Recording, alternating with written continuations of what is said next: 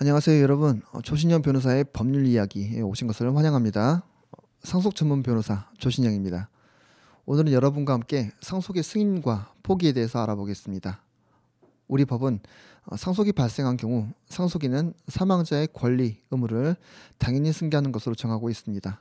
동시에 한편으로는 상속을 승인하거나 포기를 선택할 수 있도록 정하고 있습니다.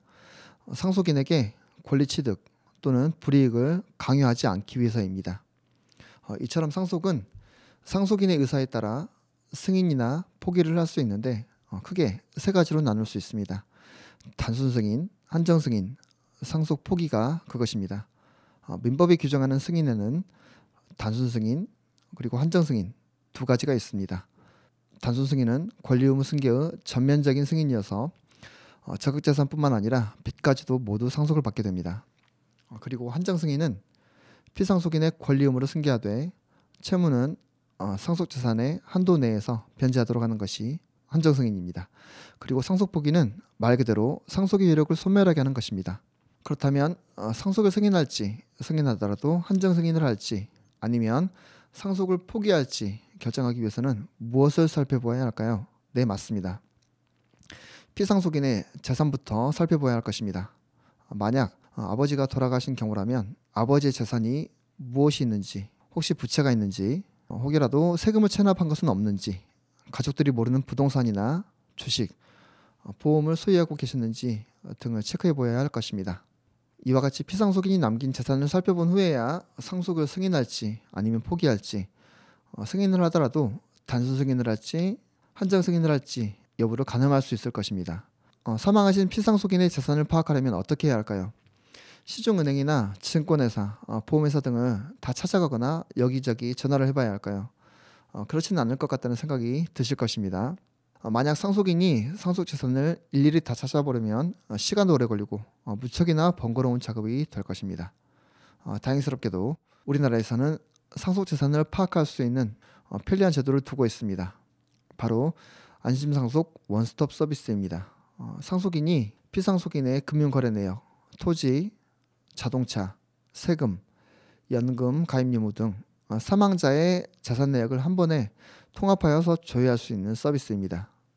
인터넷 검색창에 안심상속 원스톱 서비스 입력해 보시면 자세한 절차를 확인하실 수 있을 것입니다.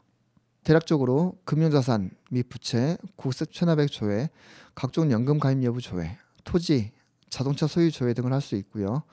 그 결과를 문자, 온라인, 우편 등으로 제공받을 수 있습니다. 다만 신청 기간은 사망일이 속한 달의 말일에서 6개월 이내에 하셔야 합니다. 그리고 읍면동 사무소에 방문하셔서 신청도 가능합니다. 읍면동 사무소에서 안내하시는 사망자 등 재산조회 통합 처리 신청서로서 신청하셔도 되겠습니다.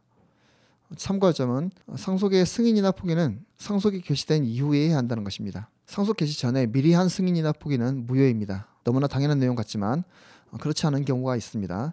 가끔씩 유류분이나 상속을 미리 포기하겠다고 약정을 하시는 경우가 있습니다. 피상속인의 사망 전에 상속인이 될 사람들의 필요에 따라서 미리 상속 포기 약속을 받아두는 경우가 있는 것인데요. 이러한 약정이 있었다고 하더라도 사망 전에 한 상속 포기 약정은 무효이기 때문에 피상속인이 사망한 이후에 실제로 상속 포기를 해야만 상속 포기의 효력이 발생합니다. 상속을 승인, 포기할 수 있는 권리는 행사상의 일심 존속권이므로 채권자 퇴위권의 목적이 될 수 없고요. 채권자 취소권의 목적이 될 수도 없습니다. 쉽게 예를 들자면 피상속인이 많은 재산을 남겨두고 사망하셔서 상속재산이 많은 경우가 있을 수 있습니다. 이때 상속재산이 많으면 보통은 상속을 받으려고 할 것 같지만 만약 상속을 받고자 하는 상속인 그 자신의 채무가 많은 경우라면 굳이 상속을 받고 싶지 않을 수도 있습니다. 왜냐하면 상속을 받아봤자 상속인 자신의 채권자들로부터 압류추심을 당하게 되는 상황이 있을 수도 있기 때문입니다. 이런 경우에는 상속인으로서는 상속을 포기하는 방법을 선택할 수도 있습니다. 반면에 상속인의 채권자들로서는 무척이나 억울하고 안타까울 수 있습니다. 상속인이 상속재산이라도 물려받으면 그로써 채권에 충당하려고 했는데 상속인이 상속 포기를 해버린 것이죠. 이때 상속인들의 채권자들은 민법에서 정하고 있는 취소권, 즉 채권자 취소권을 행사하고 싶다는 생각이 들 수 있습니다. 하지만 결론적으로 우리 대법원은 이를 인정하지 않았습니다. 즉 상속인이 상속 포기를 하더라도 상속인의 채권자가 그 상속 포기를 취소할 수는 없다고 한 것입니다. 이 점을 참고하시기 바라겠습니다. 단순 승인, 한정 승인 또는 상속 포기를 할 수 있는 기간은 상속인이 상속 개시 있음을 안 날로부터 3개월 이내에 해야 합니다. 만약 이 3개월 이내에 상속인이 승인이나 포기를 하지 않으면 단순 승인을 한 것으로 보게 됩니다. 판례에 의하면 상속 개시 있음을 안 날이란 상속 개시 원인되는 사실의 발생을 알고 또 이로써 자기가 상속인이 되었음을 안 날을 의미합니다. 말로 풀었으니까 어렵게 들릴 수 있겠지만 쉽게 말해보자면 피상속인이 사망한 사실을 알고 자신이 상속의 선순위자라는 것을 아는 경우를 말합니다. 따라서 사망자에게 재산이 있는지 여부나 채무가 있는지 여부를 안 날을 기준으로 3개월을 계산하는 것이 아니고 상속 포기 제도가 있음을 안 날을 기준으로 3개월을 계산하는 것도 아닙니다.